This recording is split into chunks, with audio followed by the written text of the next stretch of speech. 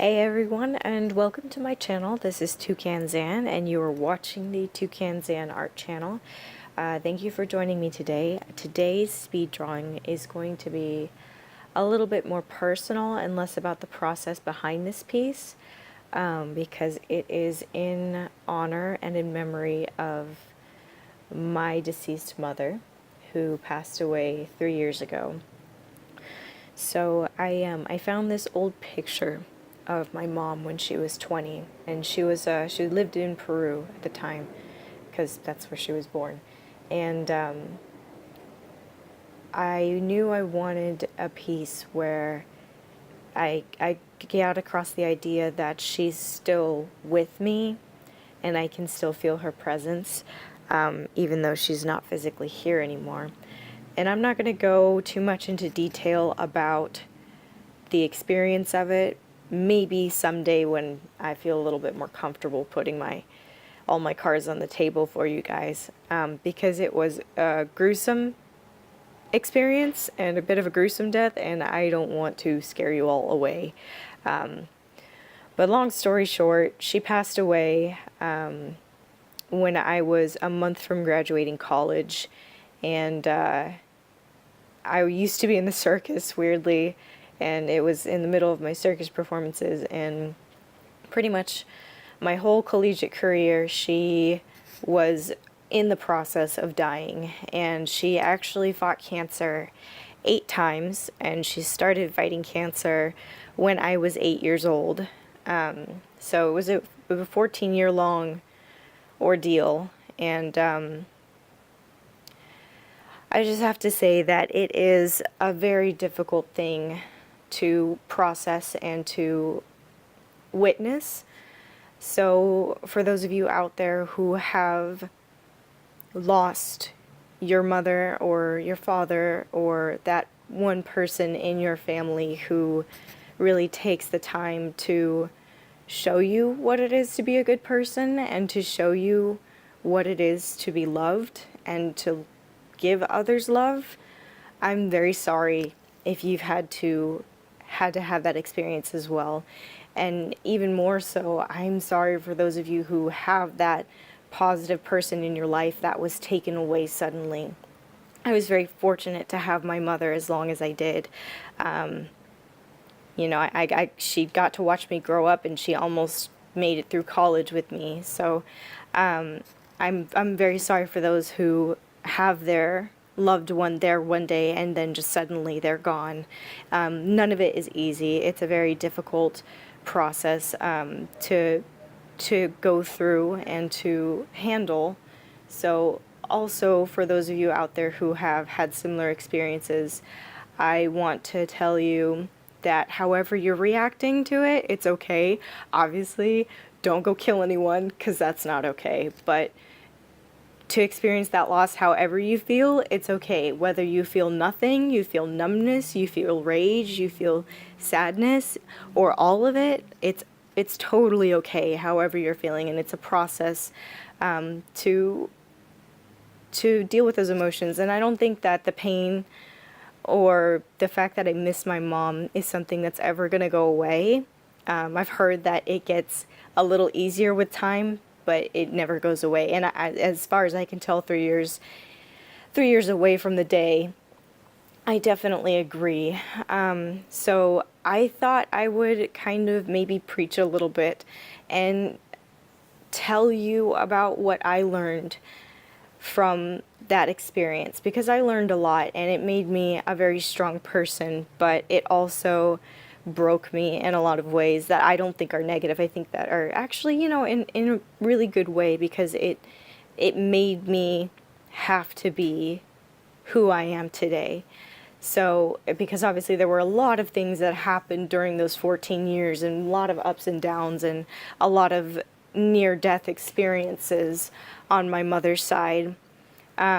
So the first thing that I want to clarify with the entire world is that there is absolutely no dignity in death. Like, I kind of want people to get over that idea. Like, it's different. I understand, like, if you are on the verge of death and you want to die in your own home, or something like that.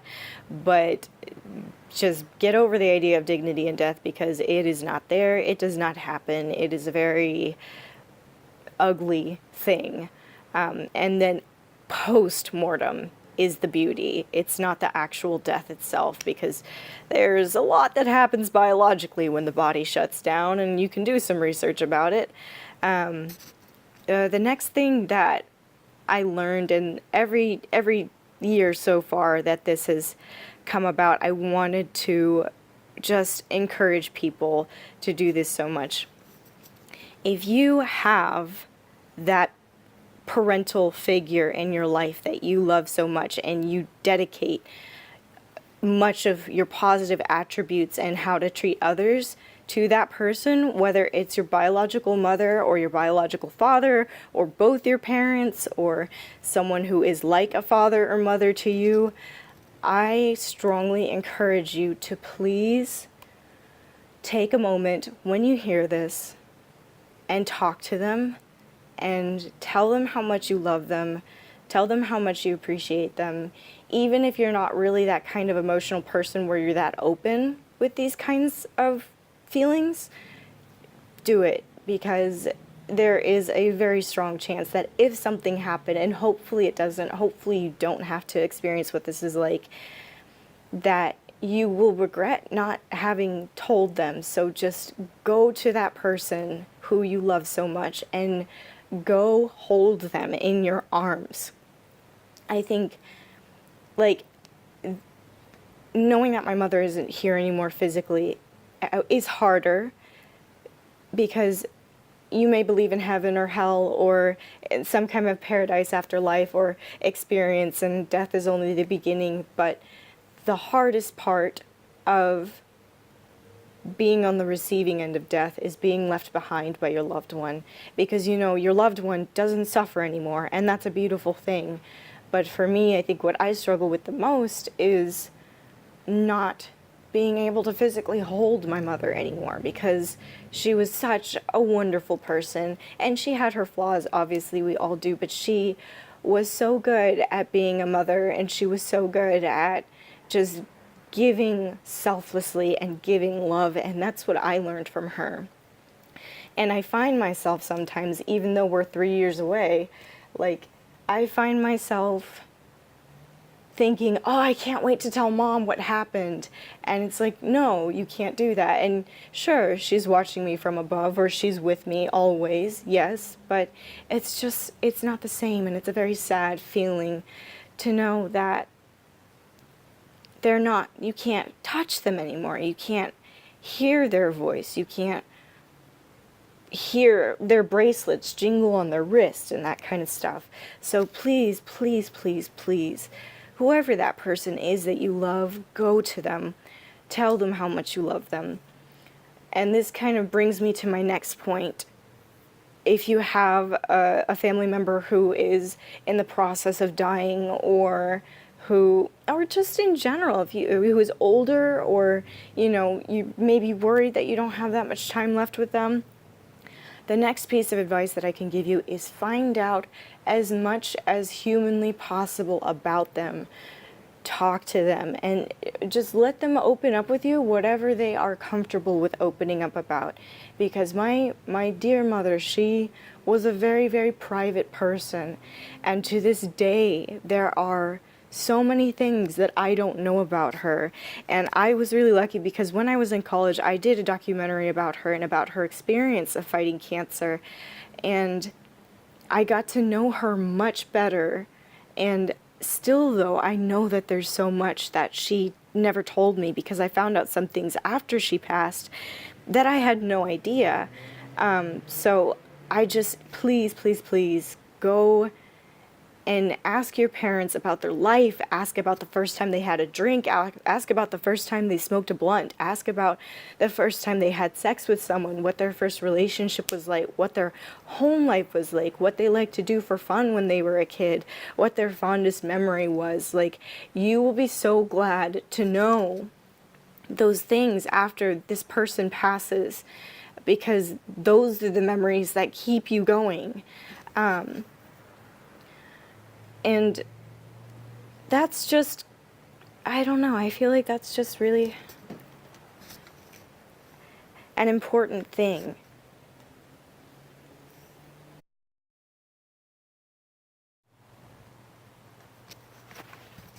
So I've kind of been debating about whether or not to talk about this, and it's another one of those things that I would like to open up to you all about, but I have mostly been afraid to talk about it because I am afraid of any potential backlash that I would experience from it. And so I'll just talk about it briefly.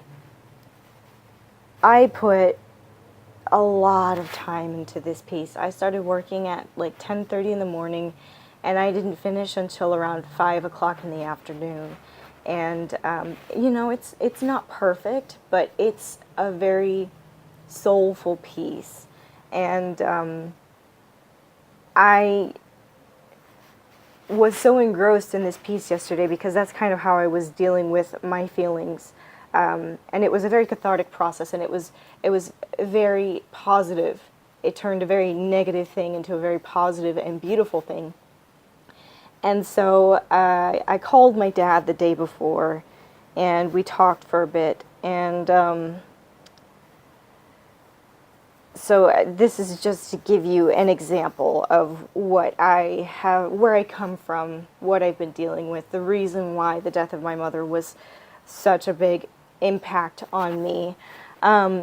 So my dad texted me, and he said he sent me an e-card. My dad is a very religious person, and he sent me an e-card, which was nice, but it's a card you get in via email. It's not exactly the most sincere thing, and it's basically a template, and you pick out what you want to put on your template, and that's it. And then he wrote like a couple sentences about my mom's anniversary of her death.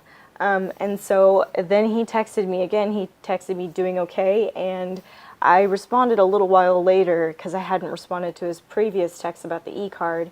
I was like, sorry, thank you for the e-card. I've been working on this all day. And I sent him a picture of the finished painting. And I didn't hear back from him for a long time. Like when I sent it to my sister, she immediately was like, oh my God, that's so beautiful. Like, she was really moved by it. And then, my dad eventually, like hours later, he texted me. He was like, Mary Catherine says it's very nice. And then he said, I take it that's you and your sister. And like, no, it's not. And that's good to know that Mary Catherine, which is his new fiancée, it's good to know that she thought that it was very nice. What do you think about it, Dad? I didn't ask him, because if he wanted to say what he thought about it, he would have. But what I did say, I was like, no, that's not my sister and I, because I have an identical twin sister. That is a picture of my mom when she was 20. And so I didn't hear back from him for the rest of the night, and then he texted me this morning, and he said, so that's you and Mom? And I said, yes.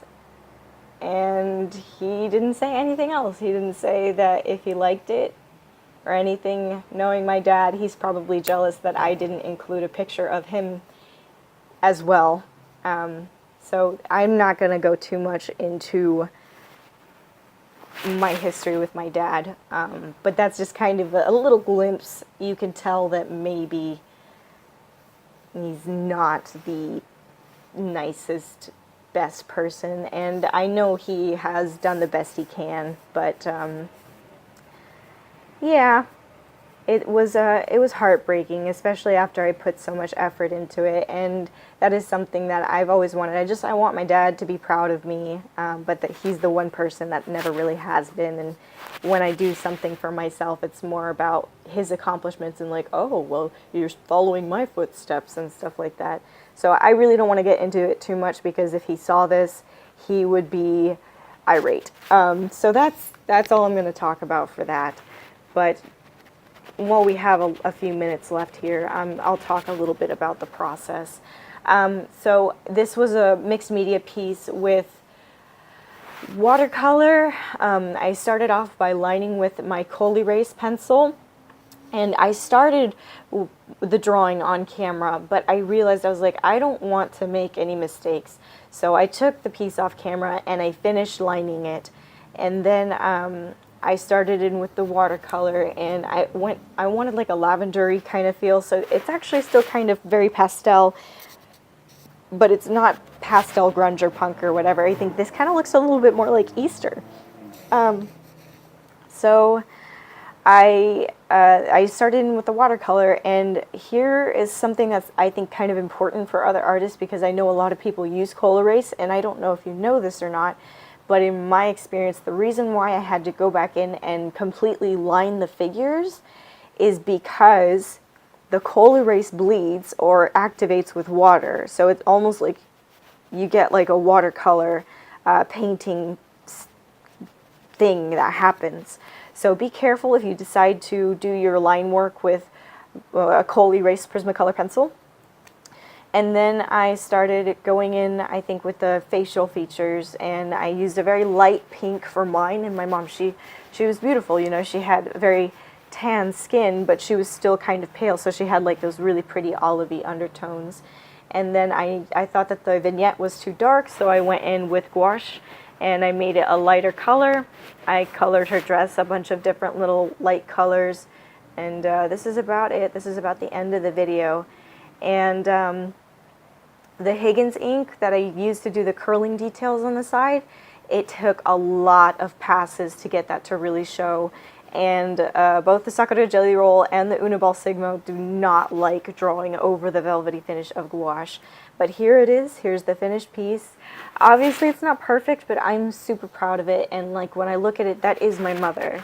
You know, she had this gap tooth, the Madonna teeth. She had really full lips and these big, beautiful brown eyes and these big, full cheekbones. And I got some of her features, but I think my sister actually got more of my mother's physical features, and I got more of my mother's physical bodies. So that's it. Thank you for watching this video. If you watched it all the way through, please like, comment, click, subscribe, share. If you want to see my videos as they come, hit that little bell. So thanks for coming today, and have an awesome day.